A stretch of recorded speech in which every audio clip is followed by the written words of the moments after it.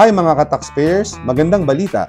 Dahil sa Revenue Memorandum Circular No. 3-2023, maaari na po tayong magrehistro ng ating manual books of accounts, loose leaf books of accounts, or computerized books of accounts. Bumisita lang po sa ating BIR website o sa orus.bir.gov.ph. Hindi nyo na po kailangan magpunta sa aming distrito upang magpatatak ng inyong mga manual books, loose leaf at CBA.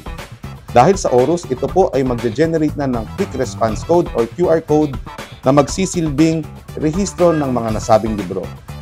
For more information, you can visit our official website at www.bir.gov.ph.